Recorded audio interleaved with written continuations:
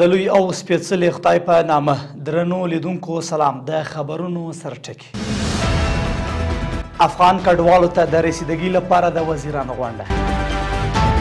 د افغان کډوالو سره د پاکستان د پوځ لخوا د ناسم چلند په تړاو د عامې روغتیا د وزیر غبرګون او په امریکا کې د ډونالډ ټرمپ د سیاست پر ضد مظاهرې.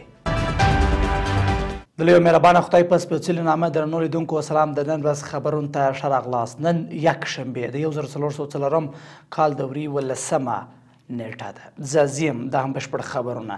د کډوالو او بیرته راستنېدونکو چارو وزیر مولوي عبدالکبیر د صنعت او سوداګرۍ له وزیر نورالدین عزیزي او له افغان شخصیتونو سره د تماس کمیسیون د اړیکو له مسؤل انس حقانی او د سرحدونو قومونو او قبایلو چارو وزارت له مسلکي مرستیال احمد طه سره په کتنه کې د راستنېدونکو کډوالو د اقتصادي وضعیت او د دوی ته د کار زمینې د برابرولو په اړه خبرې کړې. د کډوالو او بیرته راستنېدونکو چارو وزارت وایي چې مولوي عبدالکبیر په دې کتنه کې راستنېدونکو کډوالو سره پر دوامداره همکاري ټینګار کړی دی. بلخوا نورالدین عزیزي ډاډ ورکړی چې د صنعت او سوداګرۍ وزارت به له راستنېدونکو کډوالو سره د کوچنیو کاروبارونو مسلکي روزنو او بازار ته د لاسرسي برخه کې د همکاري ډاډ ورکړي. ورته مهال ښاغلي انس حقاني ویلي چې له افغان شخصیتونو سره د اړیکو کمیسیون هڅه کوي چې له بهرنیو هیوادوالو سره د اړیکو ترڅنګ له افغان شخصیتونو سره د باور فضا رامنځته او د دوی ته د راستنېدونو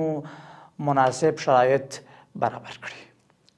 د عامې روغتیا وزیر مولوي نورجلال جلالي د کابل په څرخي پله سیمه کې د یوه ترمینل د چارو پرانیستي په مهال د ګاونډي هیوادونو په ځانګړې توګه پاکستان لخوا د افغان کډوالو د نیولو جبري ایستلو په اړه ویلي چې دغه هیوادونه د افغانستان پرمختګ نشي زغملی او افغان کډوال له خپل هیواد باسي. ښاغلي جلالي زیاته کړې چې افغانانو د خپلو زحمتونو او هڅو په پایله کې ګڼ شمېر مالونه او شتمنۍ جوړ کړي دي چې اوس له هغوی څخه اخیستل کیږي او په جبري توګه ایستل کیږي. هغه له ټولو افغانانو غوښتي چې خپل هیواد ته راستانه شي او دلته پانګونه وکړي. د عامې روغتیا وزیر ټینګار کړی چې افغانستان د ټولو افغانانو ګډ کور دی او اسلامي امارت تل خپلو هیوادوالو ته خدمت کوي.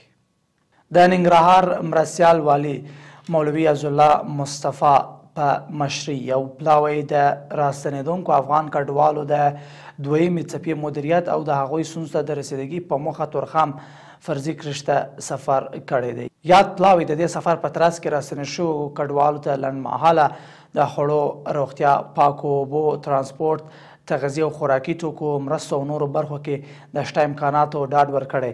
ورته مهال راستنې شوي کډوالو هم دوی ته د اسانتیاو برابرولو لپاره له اسلامي امارت څخه مننه کړې او ویلي دي چې پاکستاني پولیس افغانستان ته د راستنېدو پر مهال له دوی څخه مالونه اخلي او ناوړه چلند ورسره کوي. د خبرونو دوام. د ترانسپورټ او هوایي چلند وزارت وایي چې د کابل په څرخي پله سیمه کې د ختیځ سیمې د مسافر وړونکو موټرو ترمینل چارې نن یکشنبې د اسلامي امارت د لوړپوړو چارواکو په شتون کې پیل شوې. دغه ترمینل چې څه د باندې 162 میلیون افغانۍ په لګښت پر 2.3 جریبه ځمکه د 18 میاشتو په موده کې جوړیږي. او روسي خبر. د امریکا په پلازمینه واشنګټن او نورو ښارونو کې زرګونه امریکایانو د ډونالډ ټرمپ او د هغه د سلاکار ایلان ماسک د نویو پالیسیو پر ضد لاریونونه کړي دي. د رویټرز خبري اژانس د راپور له مخې دغه لاریونونه د امریکا د ټولو ایالتونو په شاوخوا 1200 ځایونو کې شوي دي. د راپورونو له مخې یوازې په واشنګټن کې نیشنل مال په پارک کې له 100,000 څخه زیات کسان د ټرمپ خلاف راټول شي. ورته مهال د اروپا په برلین، فرانکفورت، پاریس او لندن کې په زرګونه امریکایانو د ټرمپ د کورنیو بهرنیو پالیسیو خلاف لاریونونه ترسره کړي دي. له ملتیا مننه. تر بیا ښه وخت او ښه چلند.